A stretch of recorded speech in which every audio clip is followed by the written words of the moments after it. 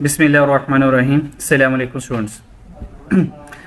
Last हम लोगों ने limiting factor decision making complete कर लिया था और हमने साइंटिफिक केमिकल वाला क्वेश्चन 2 लिमिटिंग फैक्टर के साथ सॉल्व किया था। ठीक है, अच्छा अब एक लास्ट लिमिटिंग फैक्टर क्वेश्चन रह गया होमवर्क में, अब वो आप लोगों ने करना है और क्वेश्चन जो है वो है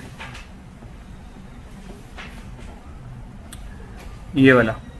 ठीक है, स्प्रिंग 23 क्वेश्चन 5 कारसाज इंडस्ट्रीज, ये कारसाज इंडस्ट्रीज वाला क्वेश्चन आप लोगों ने करना है। तो ये भी मेरा लिमिटिंग फैक्टर क्वेश्चन है, 10 नंबर का आसान सा क्वेश्चन है, इजीली हो जाएगा, कोई प्रॉब्लम नहीं आएगी इसमें। ठीक है, और नेक्स्ट हम मेक एंड बाय स्टार्ट करते हैं भी।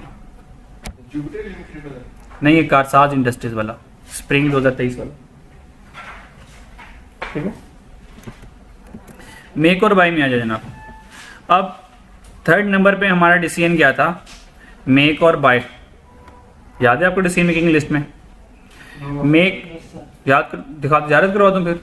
नहीं सर, ठीक है। ठीक है, नेक्स्ट हम पढ़ेंगे, ये तीसरे वाला डिसीजन मेकिंग है। सबसे पहले हम प्राइस डिसीजन किया था, याद है? Price decision general decision making थी। फिर हमने सेकंड में कौन किया था? लिमिटिंग फैक्टर किया था। अब थर्ड आ गया make or bye. Make or bye का फैसला कैसे करना है भाई? हम घर में बनाएं या बाहर से खरीद लें? ठीक है, घर में बनाएं या बाहर से खरीद लें, तो डिसीजन कैसे करेंगे जी? जिसकी कॉस्ट कम पड़ेगी। घर में बनाना सस्ता है तो घर में बना लेंगे, बाहर से खरीदना सस्ता है तो बाहर से खरीद लेंगे। ठीक है, अच्छा मेक और बाय में दो केसेस हमारे सामने आते हैं। एक सिंगल प्रोडक्ट डिसीजन है, सिंगल प्रोडक्ट अगर हम बना रहे हैं या खरीद रहे हैं, या मल्टीपल प्रोडक्ट बना रहे हैं या खरीद रहे हैं। एक सिंगल प्रोडक्ट के साथ, एक मल्टीपल प्रोडक्ट के साथ। सिंगल प्रोडक्ट के साथ तो बहुत आसान है और मल्टीपल प्रोडक्ट के साथ थोड़ा सा डिफिकल्ट है। तो जो याद रखने वाली चीज है इस वाले डिसीजन मेकिंग में, मल्टीपल प्रोडक्ट को याद रखना है। अगर सिंगल प्रोडक्ट हो तो डिसीजन मेकिंग कैसे करेंगे? तो हम रेलिवेंट इनकम कैलकुलेट करेंगे और रेलिवेंट एक्सपेंस कैलकुलेट करेंगे मेक एंड बाय ऑप्शन का, और जो लोवेस्ट कॉस्ट होगी या हायर कंट्रीब्यूशन होगा उसको सिलेक्ट कर लेंगे। तो डिसीजन मेकिंग कॉस्ट के ऊपर भी हो सकती है और कंट्रीब्यूशन पर भी हो सकती है। प्रॉफिट आता नहीं है क्योंकि फिक्स कॉस्ट रेलिवेंट कॉस्ट होती नहीं है नॉर्मली। ये सिंगल प्रोडक्ट वाली बात समझ लगती है? चलो जी, तो सबसे पहले सिंगल प्रोडक्ट समझाता हूँ, फिर मल्टीपल प्रोडक्ट समझाऊंगा। ठीक है, जब वक्त आएगा। अभी हम किसके ऊपर बात करें? सिंगल प्रोडक्ट के ऊपर बात करें। चलिए क्वेश्चन नंबर 1 करते हैं और डिसीजन लेना है मेक करें या बाय करें। क्वेश्चन को रीड करें, जल्दी सॉल्व करें और बताएं मेक करना बेहतर है या बाय करना बेहतर है। शुरू हो जाए। ठीक है, मुझे रीडिंग कर ली और सॉल्व कर लिया। तो आपके ख्याल से क्या करना चाहिए? मेक करना चाहिए, बाय करना चाहिए? मेक करना चाहिए। ठीक है, अच्छा ये हमने भी सिंगल प्रोडक्ट का समझा, फिर आगे इसको फर्दर हम देखते हैं भी। ठीक है, अच्छा इस सॉल्व को देखते हैं। तो एक तरफ हम मेक ऑप्शन बना ले, एक तरफ बाय ऑप्शन बना लेते हैं। इधर ही करते हैं सॉल्व फिर।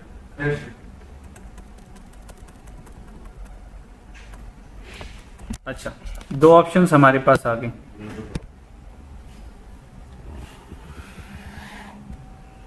ठीक है,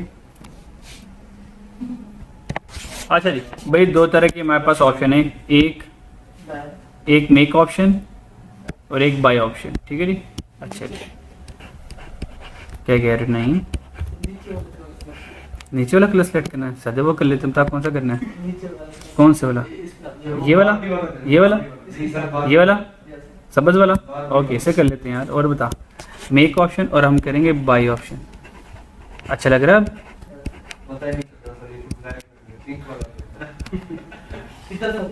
ठीक है, नहीं मेक ऑप्शन और यहाँ पे कौन से वाला करना है? ये वाला, ये वाला, ये वाला, ये सिल्वर, ये तो नजर नहीं आएगा यार, लाइट हो जाएगा। ये तो सॉल्ट पिंक है मेक ऑप्शन, ये देखो तो नजर ही नहीं आ रहा, ये तो सॉल्ट पिंक आ गया। ठीक है, ख्वाहिश पूरी हो गई, चलो अब इंसान बन जाओ। अब वापिस हमने एक मेक ऑप्शन करनी है और एक बाय ऑप्शन करनी है। ठीक है, सबसे पहले अगर हम घर पे चीज़ें बनाते हैं तो घर में चीज़ें बनाने के लिए आपको पता ये तो लिख ही लो ना, मटेरियल लगना है, लेबर ने लगना ही लगना है, वेरिएबल ओवरहेड ने हर हाल में आना ही आना है। ठीक हो गया। अब ये तीनों जरा चेक कर लेते हैं ऊपर जाके। भाई मटेरियल कितना है? एक यूनिट पर 40, और यूनिट कितने बनाने हमने? यूनिट नहीं दिए हुए? ओके, तो मैं यूनिट दे देता हूँ। ठीक है, तो यूनिट देते हैं। अरे अगर नहीं दिए तो टोटल में कैसे फैसला करेंगे? पर यूनिट पे करना है ना नहीं, कुछ चीजें जो है वो पर यूनिट में जाएंगी नहीं ना। सर। पर यूं तो फिर हमारा ऑप्शन चेंज करना है, ऐसे ही करना है। कोई मसला नहीं है, तो हम लिख लेते हैं नॉर्मली वही तो नहीं किया। नॉर्मली वे प्रोड्यूस्ड कितने यूनिट प्रोड्यूस करने हैं? 4000 कर लेते हैं, 5000 कर लेते हैं, 5000 कर लेते हैं। नॉर्मली वी प्रोड्यूस 5000 यूनिट, हम 5000 यूनिट नॉर्मली प्रोड्यूस करते हैं। ठीक है जी भाई, मटेरियल कितना है? एक यूनिट में कितना मटेरियल आएगा? 40, और लेबर कितने लगेगी? 60, और वेरिएबल ओवरहेड कितना है? 20। ठीक है, अच्छा जी, तो याद रख लो 40, 60 और 20 चल रहा है।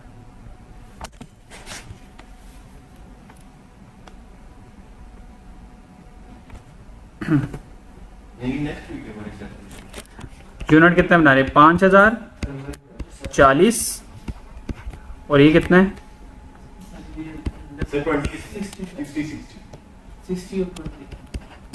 60, और ये कितना है? 20। तीनों के आंसर बताओ क्या आते हैं? वैसे कंबाइन भी कर सकते थे, 40, 60, 20, 120, 120 मल्टीप्लाई बाय 5000 करते उससे भी डायरेक्ट आंसर है। 6 लाख आ रहा है। टोटल में कितना आ रहा है? 6 लाख। मतलब इसका और इसका और इसका सबका मिला के आ रहा है 6 लाख आ रहा है। ठीक है, यहाँ तो कोई मसला? अच्छा जी, इसके अलावा देखिए हमारे पे कोई खर्चा हो। अच्छा, monthly rental of production machine 5000। ठीक है, इसका मतलब हम अगर हम घर में चीज़ें बनाते हैं तो हमें एक मशीन लेनी पड़ेगी जिसका मंथली किराया जो है वो 5000 है। अब ये मशीन जो है इस प्रोडक्शन के लिए मुझे लेनी पड़ेगी और मंथली रेंटल है। ठीक है, और मेक और बाय, और मुझे जो कैलकुलेशन करनी है तो मान लो पर ईयर पे करनी है। किस पे करनी है? पर ईयर पे करनी है। ठीक है, तो हर महीने का 5000 पे रेंट दूंगा तो पूरे साल में कितना रेंट दे दूंगा? तो सर फिर जो monthly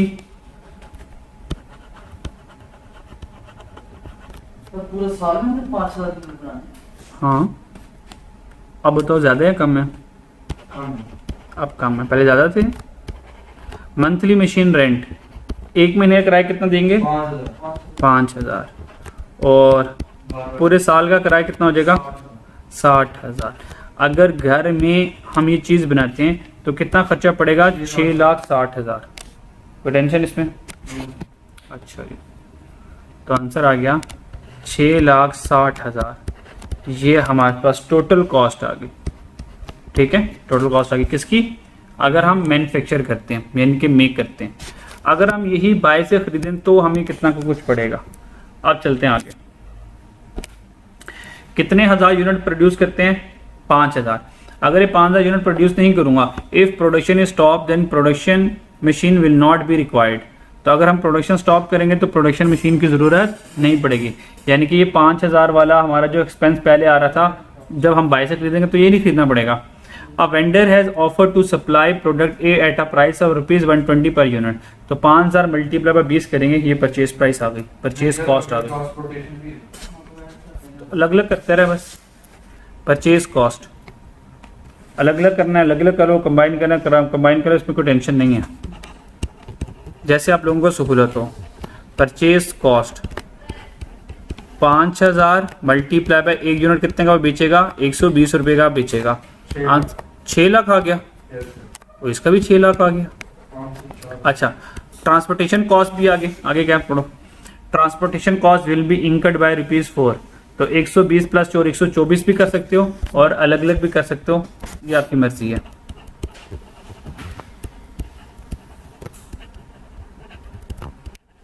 transportation cost 5000 multiply by 4, 5 4 ज़ा 20, 20,000 ये आ गया मेरे पास।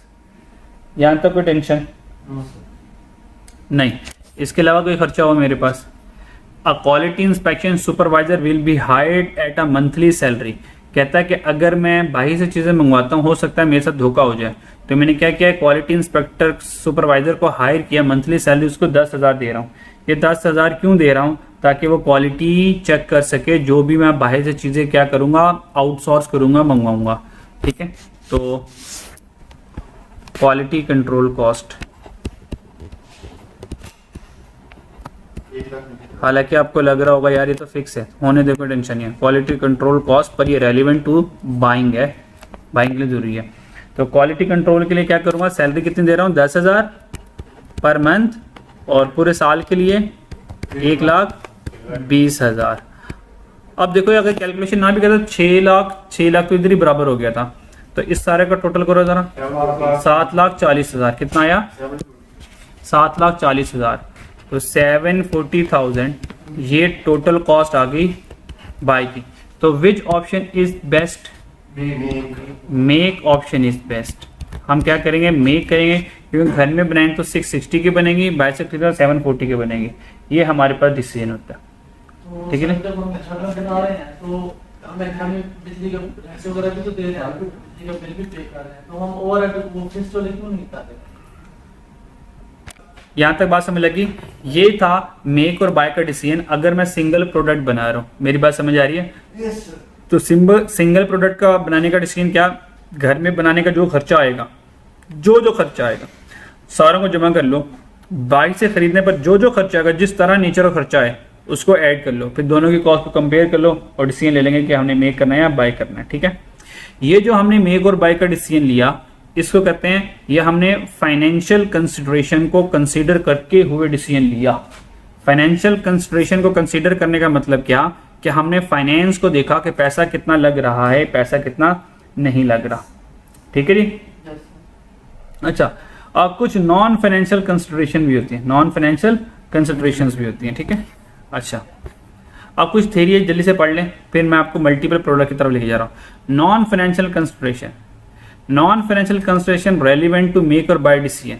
कहता है कुछ नॉन फाइनेंशियल कंसिडरेशन है वो भी मेक और बाय का जब हम डिसीजन करेंगे तो कुछ नॉन फाइनेंशियल कंसिडरेशन भी हमारे लिए क्या होंगी, रेलिवेंट होंगी, हमारे लिए क्या होंगी, रेलिवेंट होंगी। ठीक है, अच्छा वो नॉन फाइनेंशियल कंसिडरेशन है क्या। मिसाल के तौर पर इसकी एग्जांपल ऐसी है कि अगर मान लो आप एक लेक्चर ले रहे हो, क्या ले रहे हो, आप एक लेक्चर पढ़ना चाह रहे हो, तो लेक्चर की फाइनेंशियल कंसिडरेशन क्या होगी, लेक्चर की फाइनेंशियल कंसिडरेशन क्योंकि फी पे करोगे तो लेक्चर ले लोगे। ये क्या आपका, बोलो यार, ये फाइनेंशियल कंसिडरेशन है आपकी लेक्चर की, भाई ये लेक्चर लेना है, फी पे करेंगे तो लेक्चर ले लेंगे, ये फाइनेंशियल कंसिडरेशन है। अब इस लेक्चर के लिए नॉन फाइनेंशियल कंसिडरेशन क्या हो सकती है, बोलो।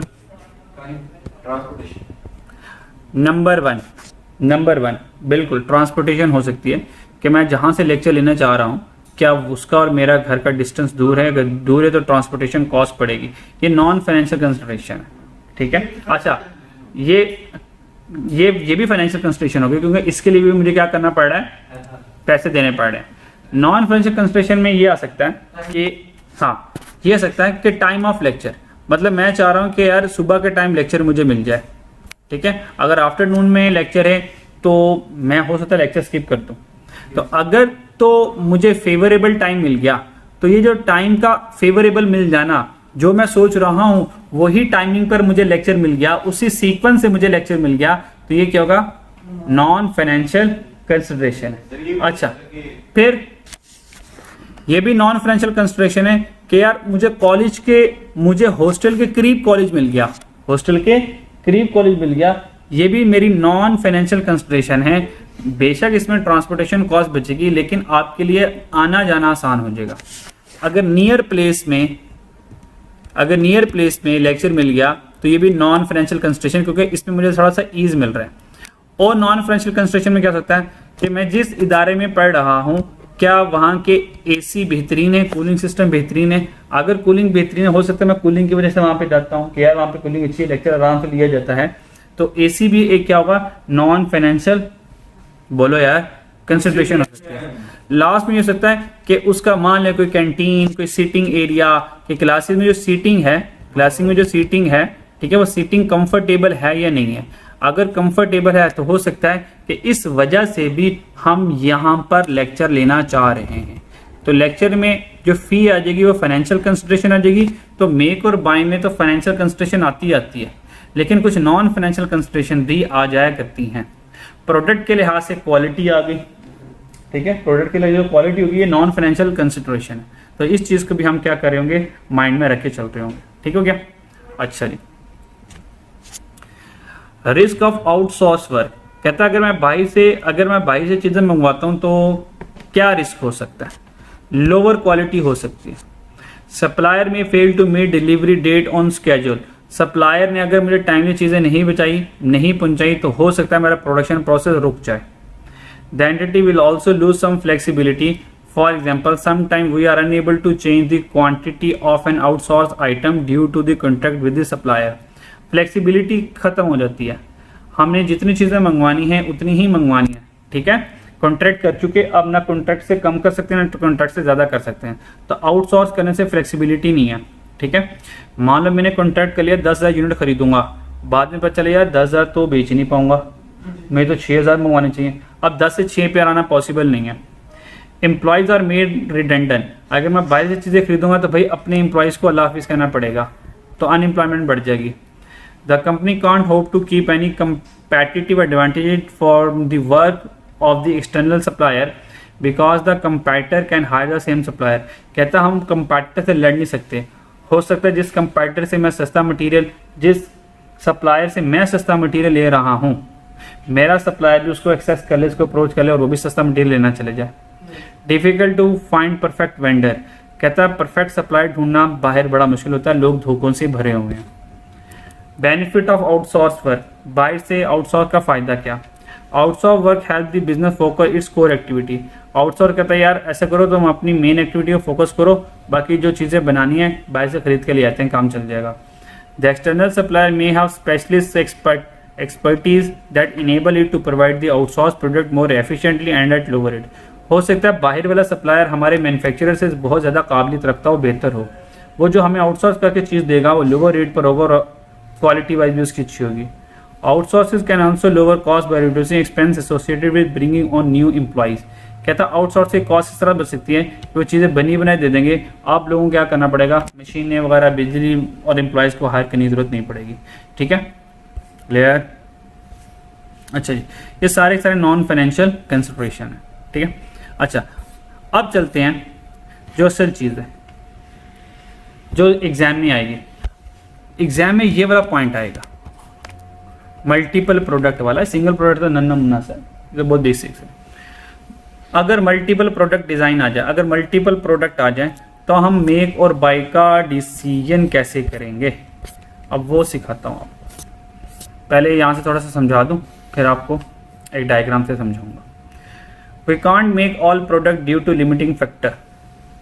लिमिटिंग फैक्टर तो है ही है, क्योंकि हमारे पास लिमिटेड रिसोर्सेज नहीं है। हम सारे के सारे फैक्टर, हम सारे प्रोडक्ट तो बना नहीं सकते क्योंकि हमारे पास लिमिटिंग फैक्टर है। In multiple product question we will calculate excess contribution and then ranking. हम मल्टीपल प्रोडक्ट में क्या कैलकुलेट करेंगे, कंट्रीब्यूशन पर यूनिट कैलकुलेट नहीं करेंगे, क्या कैलकुलेट करेंगे, एक्सेस कंट्रीब्यूशन। हम अगर मेक और बाय का सवाल आ गया और मेक और बाय वाला सवाल मल्टीपल प्रोडक्ट के साथ आ गया तो मल्टीपल प्रोडक्ट में लिमिटिंग फैक्टर मौजूद होगा, तो हमने क्या कैलकुलेट करना है, एक्सेस कंट्रीब्यूशन कैलकुलेट करनी है। क्या कैलकुलेट करनी है, एक्सेस कंट्रीब्यूशन। हम कंट्रीब्यूशन पर यूनिट कैलकुलेट नहीं करेंगे। ठीक है, अच्छा एक्सेस कंट्रीब्यूशन कैलकुलेट करने के बाद क्या करेंगे, रैंकिंग करेंगे। ठीक है, और remaining all step are same as studied in limiting factor. और इसके अलावा जो लिमिटिंग फैक्टर में ऑप्टिमम प्रोडक्शन प्लान, ये सारा कुछ जो है वो वैसे ही रहेगा जैसे हमने लिमिटिंग फैक्टर में पढ़ा था। ठीक है, अब मेक और बाय में मल्टीपल प्रोडक्ट से डिसीजन मेकिंग कैसे करनी है उसको बताने से पहले ये सुन लें कि एक्सेस कंट्रीब्यूशन क्या है। एक्सेस कंट्रीब्यूशन क्या है, एक्सेस कंट्रीब्यूशन सुन लें। अगर तो सेल प्राइस डिफरेंट है, अगर तो सेल प्राइस डिफरेंट है, यानी कि मेक करूंगा और बाय करूंगा, दोनों की सेल प्राइस डिफरेंट चल रही है। अगर तो सेल प्राइस डिफरेंट है तो कंट्रीब्यूशन मेक में से कंट्रीब्यूशन बाय माइनस करूंगा, आंसर किस में आएगा, प्लस में आएगा। अगर आंसर प्लस में आ जाएगा तो इसका मतलब ये मेरे पास एक्सेस कंट्रीब्यूशन आ जाएगी। अगर सेल प्राइस डिफरेंट है तो, अगर सेल प्राइस डिफरेंट हो तो आंसर प्लस में कैसे आएगा, contribution make minus contribution by. अगर तो सेल प्राइस सेम है या सेल प्राइस नहीं गिवन करता तो मैं कॉस्ट कंपेयर करूंगा। दोबारा, अगर सेल प्राइस गिवन है, सेल प्राइस डिफरेंट है, सेल प्राइस इज डिफरेंट या sale price is given in the question, तो कंट्रीब्यूशन को कंपेयर करेंगे। हाँ आएगी, नेगेटिव नहीं आएगी ना।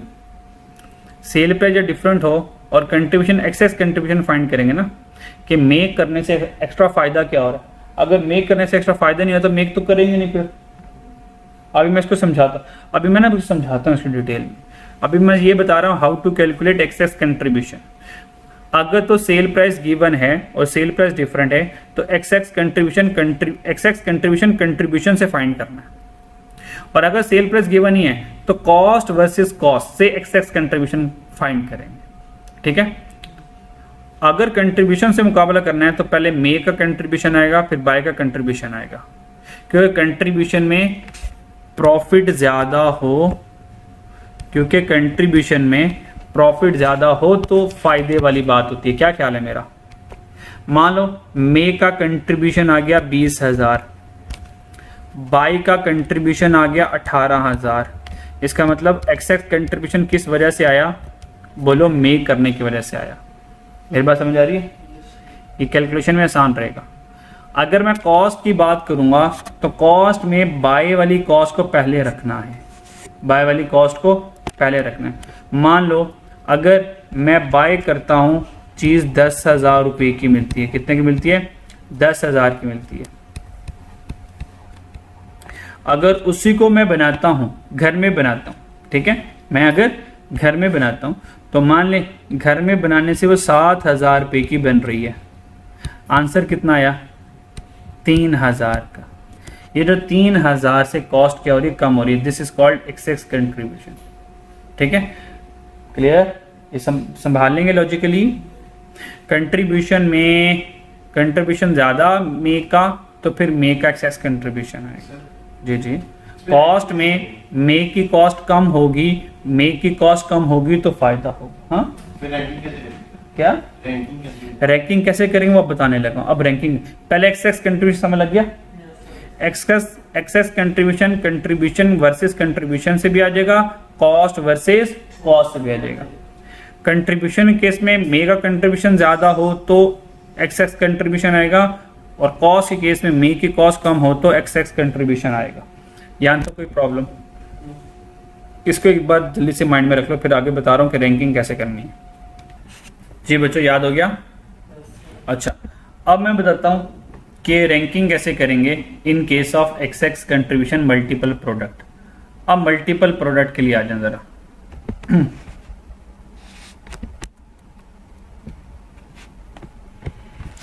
अगर हमारे पास मल्टीपल प्रोडक्ट्स हैं,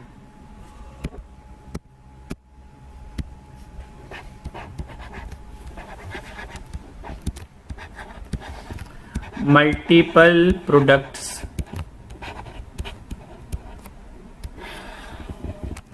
अगर हमारे पास मल्टीपल प्रोडक्ट्स हैं, मान लो मल्टीपल प्रोडक्ट में मेरे पास प्रोडक्ट ए है, मेरे पास प्रोडक्ट बी है, मेरे पास प्रोडक्ट सी है, और मेरे पास प्रोडक्ट डी है। ये 4 प्रोडक्ट मेरे पास है। मैं कितनी प्रोडक्ट बना रहा हूँ? A B C D. मान लो मेरा फास्ट फूड का रेस्टोरेंट है, बर्गर भी बना रहा हूँ, शॉर्मा भी बना रहा हूँ, बारबेक्यू भी बना रहा हूँ, पिज़्ज़ा भी बना रहा हूँ। ये 4 आइटम्स मैं बना रहा हूँ। मेरी बात समझ लग रही है? कोई भी और आप ड्यूरेबल गुड की प्रोडक्ट कोई भी एग्जांपल कर सकते हो। ठीक है, अच्छा अब चलते हैं आगे।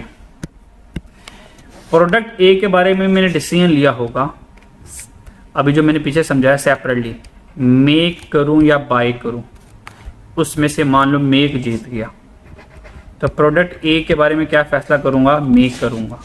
मेरी बात समझ आ रही है। फिर इसी तरह एक प्रोडक्ट बी होगी, उसके बारे में मैंने सेपरेटली फैसला किया होगा, भाई तुझे मेक करूँ तुझे बनाऊँ। तो मान लो मेक जीत गया कि भाई इसको भी घर बना लो, तो इसको भी मेक करना फ़ायदेमंद है। प्रोडक्ट सी के बारे में मैंने ऐसा डिसीजन लिया होगा, भाई तुम्हें मेक करूँ तुम्हें बाय करूँ। प्रोडक्ट सी ने कहा भाई मुझे बाय करना ज़्यादा फेवरेबल रहेगा, तो प्रोडक्ट सी को क्या करूँगा, बाय करूँगा। इस तरह प्रोडक्ट डी के बारे में मैंने सोचा होगा, तुम्हें मेक करूँ बाय करूँ, तो प्रोडक्ट बी को भी मेक करना मान लो फेवरेबल रहेगा। अब मैं ये मल्टीपल प्रोडक्ट बना रहा था। अब मुझे बताया अगर मैं मल्टीपल प्रोडक्ट बना रहा हूँ और मुझे रैंकिंग करनी है, किस प्रोडक्ट को पहले बनाऊँ, ए बी सी डी को, तो मुझे बताएं मुझे किस प्रोडक्ट में रैंकिंग की ज़रूरत ही नहीं है। बताओ यार। हाँ भाई सी प्रोडक्ट की तो रैंकिंग की ज़रूरत ही नहीं है। सी प्रोडक्ट का तो फैसला ही कर लिया, तुम्हें तो खरीदूंगा, तो सी प्रोडक्ट हमारी गेम का हिस्सा नहीं बनेगा, क्योंकि इसका फैसला हो गया, इसने तो बाय होना है। अब जिन्होंने बनना है वो रैंकिंग में आएंगे। इसका मतलब राउंड 1 में बाय आउट हो गया, अगले राउंड में कौन शामिल हो गया, प्रोडक्ट बी, प्रोडक्ट ए और प्रोडक्ट डी। ये तीनों के तीनों अगले राउंड में नॉमिनेट हो गए। अब मैं ए बनाऊं या बी बनाऊं या सी बनाऊं, ये फैसला किस बेस पर होगा। हम सारे वी कांट प्रोड्यूस, ईश्वर में बात लिखी थी, we can't produce all the products. Why? हाँ,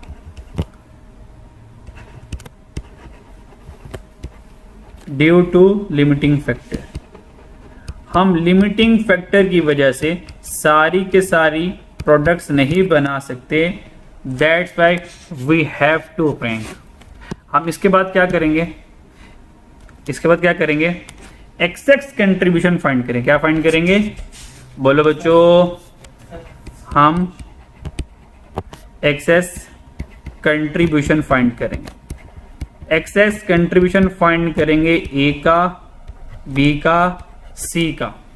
इनमें से जिसका एक्सेस कंट्रीब्यूशन ज्यादा होगा, ठीक है, मान लो इसका एक्सेस कंट्रीब्यूशन आ गया 10, इसका आ गया 12 और इसका आ गया फॉर एग्जांपल 8 आ गया, तो कौन जीता, बी पहले नंबर पे आया, ए दूसरे नंबर पे आया, सी तीसरे नंबर पे आया।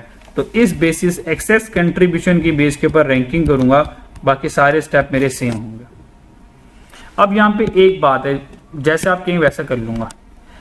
How to calculate excess contribution, इसको या तो मैं एक डेमो एग्जांपल से समझा सकता हूं या डायरेक्टली इसको हम पास पेपर के क्वेश्चन से समझ लेंगे कि एक्सेस कंट्रीब्यूशन कैसे फाइंड की जा सकती है। फाइंड करना तो मैंने बता दिया। अगर तो सेल प्राइस गिवन है, अगर तो सेल प्राइस गिवन है तो मे का कंट्रीब्यूशन फाइंड करूंगा, बाय का कंट्रीब्यूशन फाइंड करूंगा, उन दोनों को माइनस करके एक्सेस कंट्रीब्यूशन निकल आएगा। और अगर तो कॉस्ट गिवन है, सेल गिवन नहीं, तो कॉस्ट वर्सेस कॉस्ट का मुकाबला करूंगा।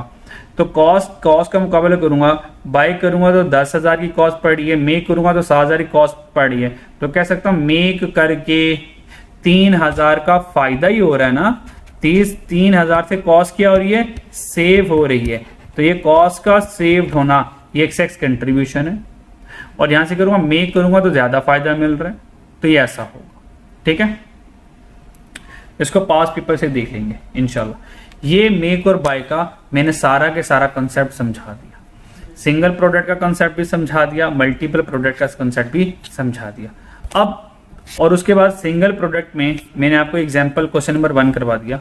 अब बस सारा का सारा मेक और बाय का डिसीजन का सारा कंसेप्ट खत्म हो गया। All concept have been done. ठीक है, अब सिर्फ पास पेपर रह गए। पास पेपर में सबसे पहले पास पेपर करवाऊंगा सिंगल प्रोडक्ट का, और उसके बाद ज्यादातर है ही पास पेपर मल्टीपल प्रोडक्ट डिसीजन के। तो पहला सवाल करेंगे सिंगल प्रोडक्ट डिसीजन का। वो क्वेश्चन कौन सा करना है, लेट मी टेल यू। अच्छा जी, आप लोगों ने जो क्वेश्चन पढ़कर आना है यार, वैसे अभी हम कर लेंगे, अभी ये ज्यादा मुश्किल सवाल नहीं है। अच्छा टेस्ट देना है। अच्छा फिर आप लोगों ने ये करना है, ये स्नूकर लिमिटेड वाला ऑटम 2018 क्वेश्चन 3, ये मेक और बाय का सवाल है। किसका सवाल है? मेक और बाय का है, और ये सिंगल प्रोडक्ट के साथ है, क्योंकि एक ही प्रोडक्ट वो बना रहा है। ठीक है। तो क्वेश्चन में हमारे पास ये ऐसा क्वेश्चन, इसमें ना करंट प्रोडक्शन कॉस्ट है, सारी कॉस्ट गिवन है। तो मेक की कॉस्ट फाइंड करोगे, बाय की कॉस्ट फाइंड करोगे, और लेकिन रेलिवेंट कॉस्ट के ऊपर फोकस करना है, फोकस ऑन रेलिवेंट कॉस्ट। ठीक है। तो ये क्वेश्चन कर लीजिएगा, आप लोगों से उम्मीद है इंशाल्लाह ताला हो जाएगा। नहीं होगा तो कल मैं सबसे पहले ये सवाल कराऊंगा, फिर मल्टीपल प्रोडक्ट का आपको एक सवाल कराऊंगा। ठीक है। उसके बाद फिर मेक और बाय डिसीजन हमारा खत्म हो जाएगा, फिर हम कंटिन्यूअर शटडाउन डिसीजन की तरफ मूव कर जाएंगे। ठीक है। और उसके बाद लास्ट डिसीजन मेकिंग रह जाएगी, उसमें आप तकरीबन कंफर्टेबल ही इंशाल्लाह ताला। वो क्या है मैं आपको इंशाल्लाह बता दूंगा। ठीक है जी, आज के लिए इतना काफ़ी, अपना ख्याल रखिएगा। अल्लाह हाफिज़।